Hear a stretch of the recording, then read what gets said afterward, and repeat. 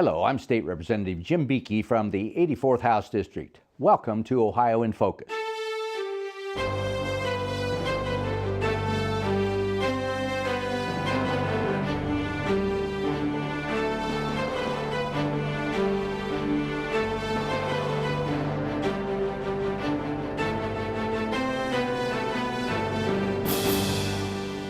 Hello and welcome to this edition of Ohio in Focus, a program that brings state government to you.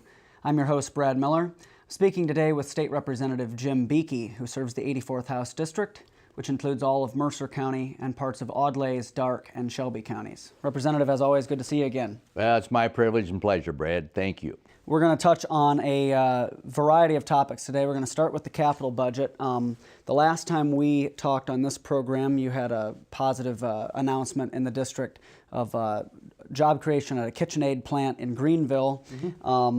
Today you have another piece of news very important to the 84th District related to the capital budget.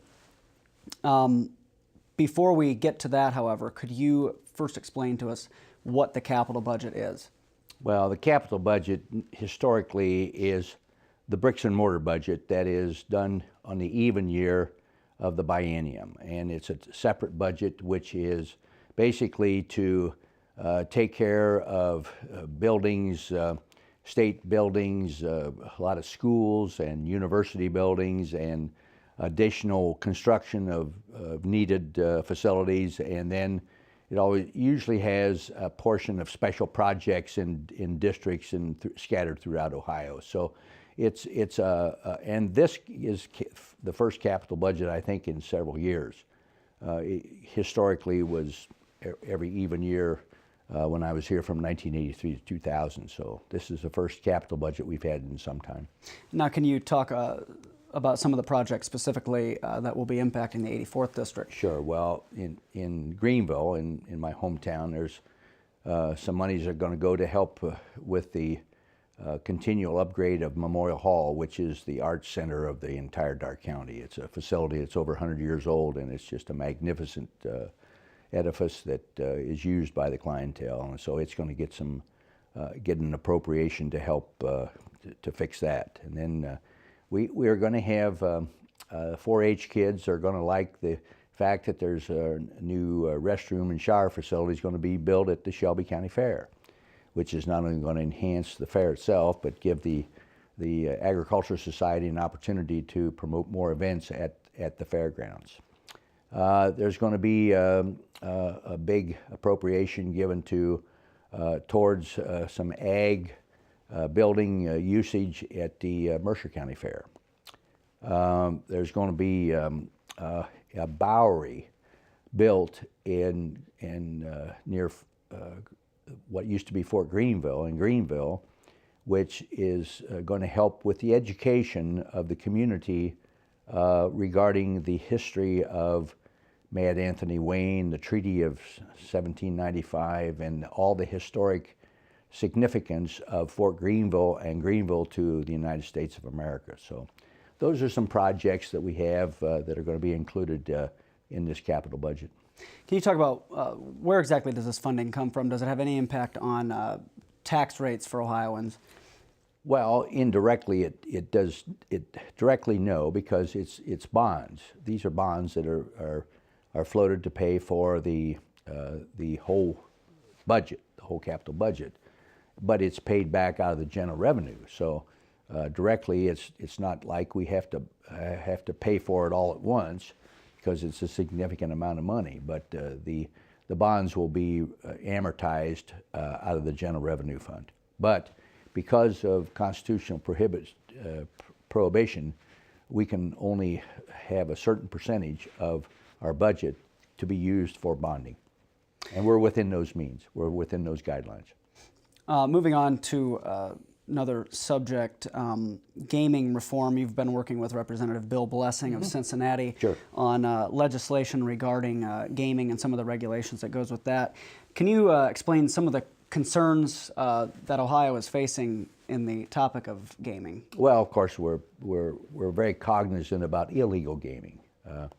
We had legislation last year or so to basically outlaw internet cafes, which were basically games of chance that were played in storefronts and so on around in various locations around the state that some were being operated legally, some were not, and they were changed to the point where they needed to have some major changes. So we basically shut down internet cafes, but what they've done is kind of retool and come back with other amusement type games, and so the legislation we have here speaks to regulation of those games by the Casino Commission and so on. So what we want to do is make sure that any gaming is done legally according to the code. And that internet cafe legislation was worked on very heavily by State Representative Matt Huffman of Lima, also in the western portion of the state. You touched on this a little bit. Can you explain when we say internet cafes, what exactly was going on there? Well, it was basically games that were played on the computers, and they were done by phone cards and so on to basically play, and they were given back money if they won, and they could play for so long. But then they started putting slot machines in, and in some places they went over the line. So. And it was very difficult to control, so that's what prompted Representative Huffman's legislation. And what would, explaining House Bill 491, what are some of the specific provisions that people should know about? Sure. Well, because the commission is going to be in all 88 counties, and there will be instances where there will be people who will appeal decisions, and so we're going to move all rights to appeal to the Franklin County Court of Common Pleas, and rather than having them in the local counties. That's one thing in the legislation. Then we're going to basically crack down on the folks that aren't betting legally with their operations, and we just want to get a handle on some strict regulation to make sure that these operations are conducted according to the code. Recently, the House passed many portions of Governor Kasich's mid-biennial review.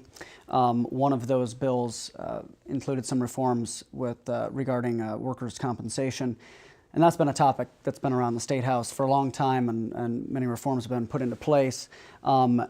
You have had a chance to see some of these, and it's obviously a very important topic for a lot of Ohioans. Sure. Can you talk about some of the reforms that have taken place recently regarding the Bureau of Workers' Compensation? Well, over the years, of course, workers' compensation is a major cost of doing business, and Ohio is one of 4 states that has a state-run system only for it. And of course, workers' compensation is basically no-fault insurance for employers, so that when accidents occur on the job, the employees are protected so that they have their injuries healed and they get back to work. And historically, employers, purpose of workers' compensation when it was started in 1913 was to give employers civil immunity for that injury. So, but it has been a very costly situation, and so what we're trying to do is to make it more efficient, and we're doing things like the reserves of the fund were built up substantially to the point where not too long ago a refund was given to employers, and then they were given basically a holiday for 6 months or so before the next premium was due. Now, some of the things we've done is lower the rate 2%. And for private sector employees, which will reduce the cost and so on. So those are the kind of things that we're doing in this reform package. And you've stated previously that a lot of these reforms are gearing to, as you said, make it more efficient, removing some of the barriers for employers, but also to continue having an adequate system to protect employees as well. Sure, that's exactly the point of it. And so what we're trying to do is to make it more efficient. Still get the employees who have been injured on the job well, get them back to work on a timely basis, and keep reducing the cost to the employers and to the employees. And we'll close with the subject of manure. we hope no one's watching at home, watching this around the dinner table, but recently with House Bill 490, you have been working with, make some changes to regarding manure control and who has that control. Can you tell us about that legislation? Sure. Well, as you know, Brad, the 84th House District is the largest agricultural production district in Ohio. And we have a lot of livestock and poultry that is being produced. And so what we're doing is, and of course the large operators, the permitted concentrated animal feeding operations have to have strict control of application of manure. And so the smaller operations that are not permitted have the opportunity to go to soil water conservation districts and get manure management plans and be certified so they can apply manure as well. So, but what we're doing in the legislation is moving all control of manure management in agriculture into the Ohio Department of Agriculture, because they have the expertise, they have the ability in that shop to handle all manure management in Ohio, and that's basically what we're doing here.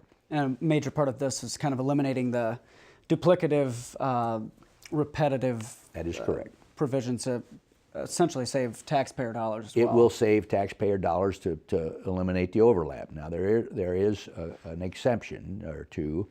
Any distressed watershed will still have the CAFO management and still have the producers who are not CAFOs still working with the soil water conservation districts. And my district is one of those because the 84th contains Grand Lake St. Mary's. Right. We have about a minute left. As you know, the drill so far is you tell your constituents back in the district how they can best reach you here at the State House.